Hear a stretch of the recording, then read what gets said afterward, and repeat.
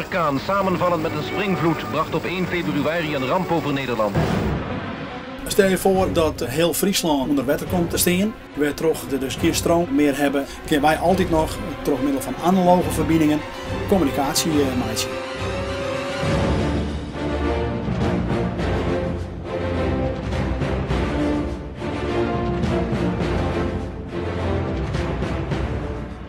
Papa India 9 Delta November voor de Papa Echo 1 Papa India Charlie strookdaris. Ja, goedemorgen, Papa India 9 Delta November. Dit is Papa Echo 1 Papa India Charlie strookdaris, zegt u maar. Verzoek gezien uw locatie Dokkum met een veldstation richting de Skrijers-Bregen te gaan. Dan zit u 3 meter boven NAP. Is dit mogelijk voor u over? Ja, dat is geen probleem, Papa India 9 Delta November. We zijn hier bij de Iependij van de VRAG, dat zit voor de Friese Radio Amateurgroep. Met mensen die heel druk zijn met radiocommunicatie in het algemeen. Er zijn 2 partijen bij uitnodigen. Het Rode Kruis, mijn collega's van de Verbindingsdienst en DARIS. En DARIS is een organisatie die noodcommunicatie verzorgt. Maar kent bijvoorbeeld de politie dat dan zelf net? Ik heb er net exacte informatie over, maar ik denk altijd maar in het Hollands dan beter mee dan onverlegen. De centamateur is overal paraat en kan overal een verbinding maken, helemaal los van de nutsbedrijven. Als het een beetje slaagt, dan willen we weer een nieuwe cursus CW opstarten. En CW dat is Continuum Wave, oftewel morsen, telegrafie. En ja, het wordt allemaal een beetje grijs. En we willen eigenlijk de jeugd er weer een beetje bij hebben. Dus vandaar dat we nu hier zitten met wat onderdelen. Dan laat ik de mensen even wat zien wat er allemaal mogelijk is.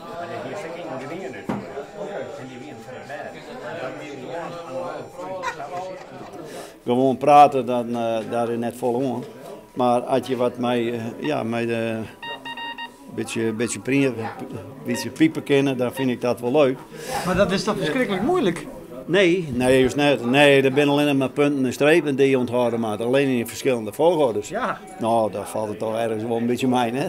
Als mijn beide kameraden ben verstaan en dan dienen we dat maar zo'n uren, dan zitten we mij zien treien.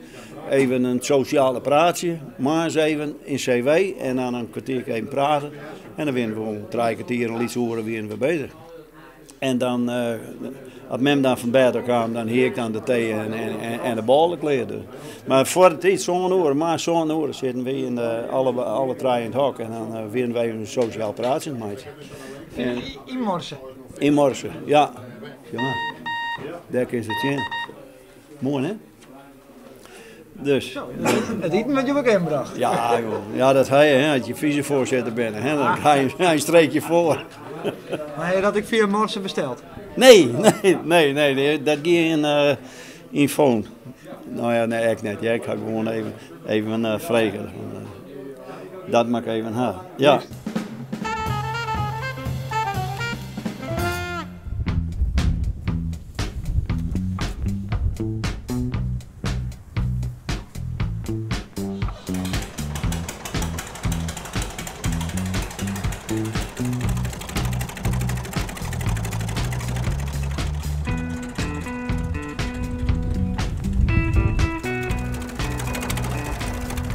Voor hier maar een dikke bui en toen is die dode een keer onverleden kwam. Toen zit er helemaal verzwakt op het voorpaard in de stal.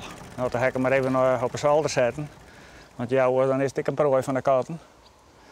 En toen heb ik hem wat voorjond en toen heb ik hem een paar dagen daar wat verzorgen. Nou, toen is er weer aardig opkrabbelen. En sindsdien is er eigenlijk altijd bij me. En wat vind je ervan dat je zo'n beetje bij je hebt? Ach, het is wel gezellig. Nou, je hebt oors en daar is ik net zo vol. Je bent altijd alleen eigenlijk, dus het heeft ook wel weer wat. Voorheen heb ik een hoen, maar ja, die is daar. En ik woer ik net met een hoen, omdat ik net zo heel lang meer boer ben. Dan denk ik, ja, we moeten daarna zo weer met die hoen heen. Dus het heeft ook wel weer wat.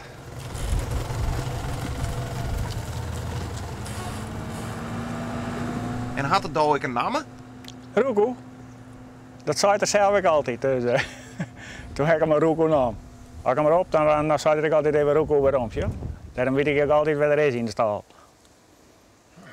Maar je zo'n tanker een beetje, nou dat zult toch wel een beetje benauwd wezen, maar die trekken. Ja, dat zou je al zeggen, maar hij houdt nergens aan. Als ik zit te lasje, gaat er gewoon naast me zitten. Ja, hij houdt er eigenlijk nergens aan. En wat voor grote machines, als ik hoeveel lawaai het zeg maar, hij houdt nergens aan. Als ik in de stal, in de melkstal ben, dan er gewoon onder de kei terug.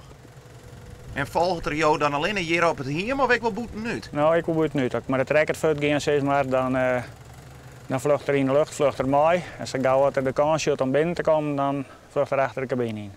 Vorige week toen moest ik even naar het Chergasta. En toen hield er een wikkel te volgen, dat hield ik niet in de gaten. Maar in de wikkel moest ik bij het kruispunt even stapje en hup, in de cabine.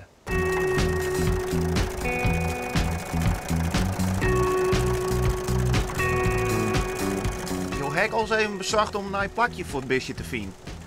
Ja, een neefje van me, die vond het wel een mooi beest en die wou ik wel graag. En dat is ik wel een beetje een vogelman. Nou, die had hem 3 dagen maar in de huishand.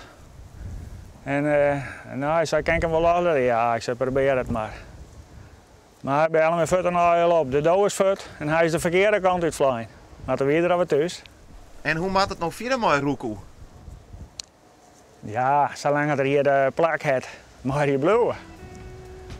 En wie hoe het dan later komt, ja, dat moet toch een beetje.